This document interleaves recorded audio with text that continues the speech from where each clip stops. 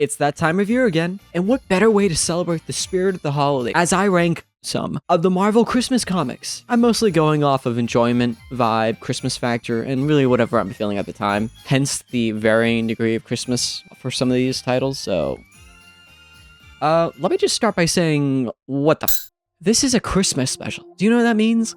Holly, jolly, peace and love? But this is a Punisher one-shot, a 2000s one, which means violence is non-negotiable. Frank Castle's on the hunt for Junior, who overtook control of the Calvani crime family, after the former member, Gerardo, snitched on Junior's father to the feds, and has been in witness protection ever since. He interrogates some goons in the harbor, which leads him to Tiny Tim, a former Calzone member turned mall Santa. Turns out he got hired by Gerardo for a Christmas party at the orphanage he grew up in. So now Junior and his goons are gonna come out of hiding and kill him. So Frank and Tim go undercover in a panel I wish I could frame. Anyway, Frank sets up his Capan traps and decks Gerardo at the Christmas dinner, cuffs him to the chimney and tells the children and the priest to wait at the crypt. After that, he does the usual Die Hard, Claymore snowman, gunman and tower, and chases Junior down with his sled and reindeer and lets him freeze to death in a pond.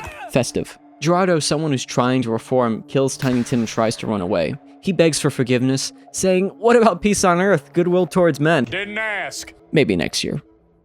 Oh, Merry Christmas. So I'd compare this to Violent Night in terms of tone and holly jolly murder. I still think Punisher is a little uncharacteristically non-forgiving in this issue, but damn do I still love it. So S tier. No. Peter Parker and Mary Jane are evicted from the condo on Christmas Eve, and blah blah blah, they spend Christmas with Aunt May, the end. These pre-2000s comics are usually a miss for me. There's nothing really of note here besides some New York Santa Claus, crime, ho ho ho. It's not terrible, but it's not interesting. So C tier. So this issue has the opposite problem. It's not really a Christmas special. It's a two-parter with their Fantastic Four spending Christmas with their family in Scotland.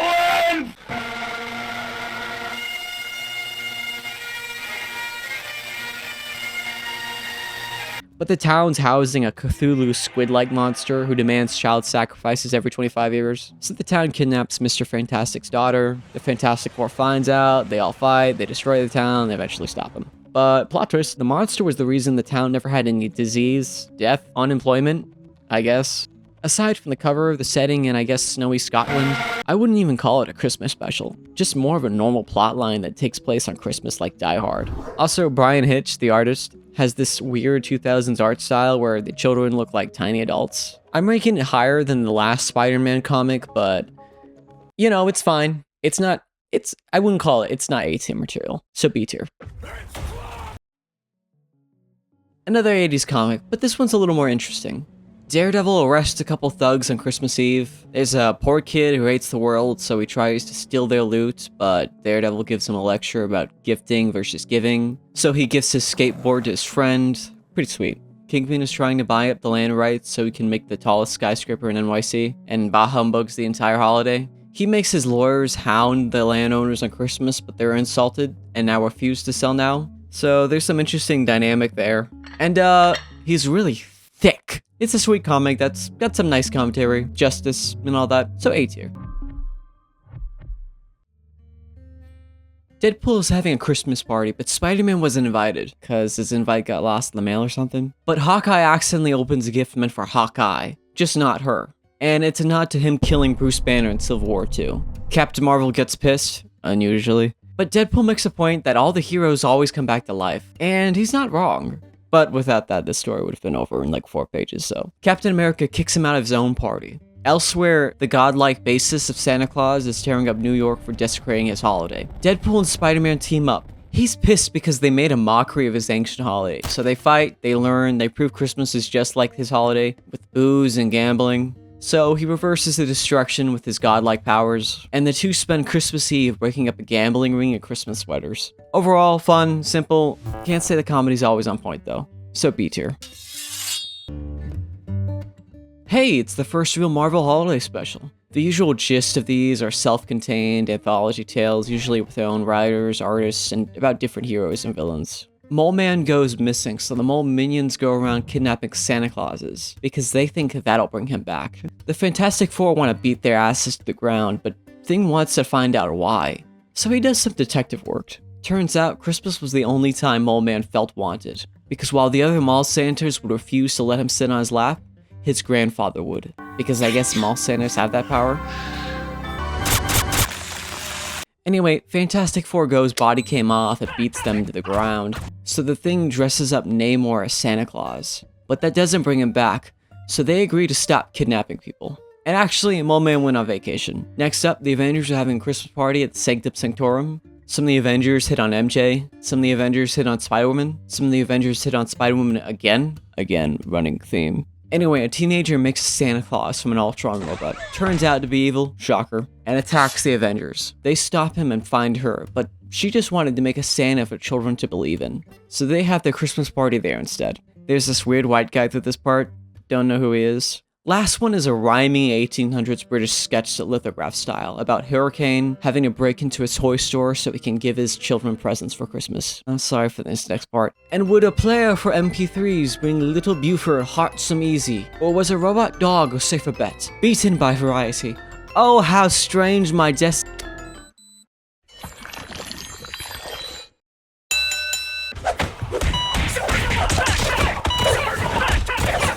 The Fantastic Four goes body cam off again. The smartest man in the universe realizes he was actually stealing for his children. Oh, really? What tipped that off? A supervillain robbing a place on Christmas Eve? The burlap sack of children's toys?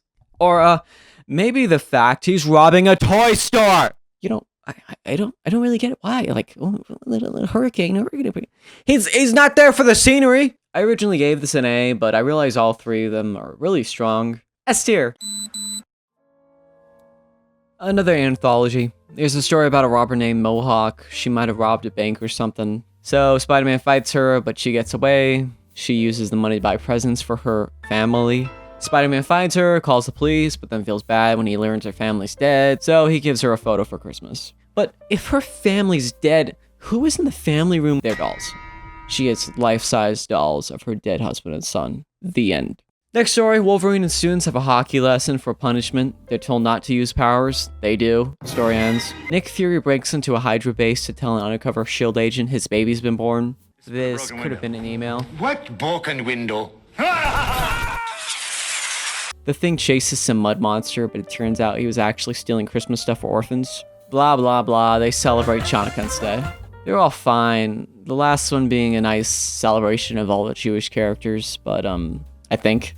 My knowledge of Judaism stops at 2000 Sesame Street episode, so overall, it's a weak C tier. C tier. It's less of a holiday special and more of a farewell Christmas issue for the writers and artists. There's a car crash, Gambit is blind, but then cured. Some other things happen, nothing much here, honestly. Okay, so I thought this one was gonna be bad. You know, it's the Great Lake Avengers, not exactly best-selling material, with characters I didn't know existed until now. But I did enjoy it. First one's a little weaker. It's about Squirrel Girl soloing MODOK. She turns down being an agent of S.H.I.E.L.D. to be with her friends at the GLA, and then proceeds to solo Thanos. Next story, we explore the problems of being immortal, with Mr. Immortal. He spends Christmas Eve grieving over his wife, a GLA team member, Dana Sonar. He's pulling his up! Her kind lives for a long time, so they spend the next few years bonding together until she dies during her mission. He spends the final panel grieving her with a flute he gave her. A guy named Grasshopper's there too. The bad guy asks why he isn't spending Christmas with his family, and he responds.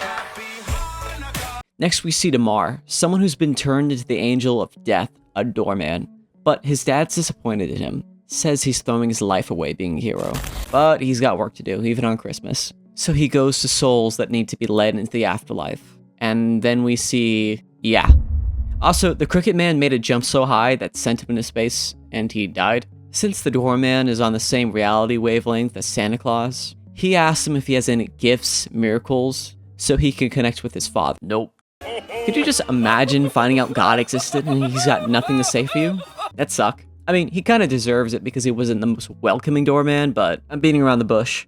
Damar comes home from his reapings, gets the usual lecture, but he's not here for that. He's here for him. He's been dead for hours, but Damar's been pushing it off because he wanted to be accepted by his father. And he is. He realizes he's the Angel of Death and can't wait to tell his dead family. It's really sweet. Anyway, he's not the only doorman because Death Urge made a deal to collect Squirrel Girl's Squirrel Tipsy Toes soul, mouthful, So the two have a Tom and Jerry style fight, with Death Urge failing. Tipsy Toe makes peace with him, but actually rigged the gift to explode. Anyway, all the Great Lake Avengers spend Christmas on the rooftop and watch a shooting star, which is actually Grasshopper's corpse. Overall, it's an unexpectedly fun issue that I'm still looking back on. I think the struggle of being accepted by a father is something people can relate to. It does a lot with characters that aren't really relevant anymore. I mean, unless you play Marvel Rivals. I may be being a little too generous, but I'm gonna give it an S tier. So, this might be kind of cheating, since the only thing Christmas about this is Deadpool killing Scrooge, and that's like 2 pages. But this issue sent me on a weird rabbit hole. So, this is set after Deadpool killed all the Marvel Universe heroes and villains, but it doesn't matter how many characters he killed. The creators would continue making them, creating them, and he'd still be the puppet. So, he goes into the idea-verse to kill literature classics that become the foundation of fiction, thereby ending it all. It's really meta. And some people might just look at this as another Deadpool murder fantasy, and they'd probably be right, but I enjoyed it, so A tier. Luke Cage and Iron Fist are in line for NYC's newest toy store by a guy who's definitely not a supervillain or a god-like entity. Turns out he's Krampus. Something, Santa comes in, they join forces, save the day. It's another generic one. It's not bad, but it's not good either. I like the art though. Also, Krampus says his new Christmas store is for all holidays, including Hanukkah and Kwanzaa. Next panel, we see a representation of that. Christmas, Hanukkah, and Kwanzaa? Is this racist? Am I racist for not knowing what it is? Once again, Sesame Street level of Kwanzaa. Also, there's a line about Hellstorm touching Spider-Woman's ass. That's a whole 2 nickels thing. So C tier.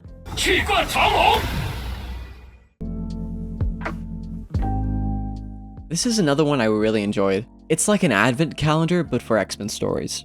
25 days, 25 mostly one-page stories, with way too many writers and artists to name. They range from typical X-Men racism to religious stuff to lovely moments. Standouts being Magneto exploring what Hanukkah represents, Rogue and Gambit trying to feed their cat medicine, Blob putting up Christmas decorations. Another one is Beast looking at family photos while people talk about him off screen. They say things like he looks different, looks like a different person, thought he had grandchildren by now, and the final panel reveals it's his parents talking about him. Anyway, there's this overarching story about Jubilee escaping a death mall with her kid. That was pretty nice. They're not all hits, but they're a good collection of cool, fun, and kinda dark stories, which is why this is another S tier. Let's just get it over with. So, let's just get one thing clear. I ironically hate Gwenpool. But my loathing is sincere. It's just not a character I like. I'm sure she's had some great series. I'm sure people can do great things with her, and more power to them, but for me, the character stands for that meta, non-humorous new side of Marvel that circulated in the late 2010s. Alright, let's just rip this band-aid off. Gwenpool realizes that reality has been rewritten, so instead of Santa Claus, Galactus is the gift-giving, hope-fulfilling god. A side effect of this being pants-giving, a holiday where people gift each other short shorts to each other. More on that later, and by later I mean now, because if you didn't find that joke funny the first time, maybe you'll find it funny after we center a whole story on it. We meet a tailor named Ronnie. She summons Fing Fang Foom to rampage in New York so she can sell more of her pants. Punisher shows up, takes him down, gives him some lecture, and then we get treated to this wonderful sight. Some people may call this a character assassination. Technically, it'd be an assassination. Anyway, if you thought DeviantArt wrote that last story, let's shift gears for some hard-hitting social commentary! Red Skull's mad no one says Hail Hydra anymore. Instead, they say Hail Hatred or Hail Hippogriff. So then he's visited by a ghost of the past. You'll never guess who he is. He takes them the night they kidnapped the Pope, the night he swore he said Hail Hydra for the first time, but he didn't. And Hitler says it's not the saying that matters, it's the spirit. Final pages featuring Gwenpool going to North Pole, finding out Santa changed reality, blah blah blah, he changes back to the end. I know people want me to say more about the special, but I just can't. I really can't. It's just nothing. It's just a nothing burger with a side of DeviantArt and chat with Gwenpool.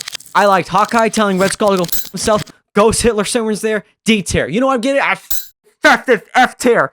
You know what? I'm making its own tier. I don't enjoy being negative on the internet. I like to read what I enjoy, and I like to share what I enjoy. And that's why I made this video. I really didn't enjoy reading these comics, as much of a mixed bag as it was. They were funny, enjoyable, and sweet stories that I wouldn't have found otherwise. There were surprises, there were laughs, there were migraine enablers, and I really do love the care the writers, the artists, and editorial put behind something that's only relevant in one part of the year. They really do care.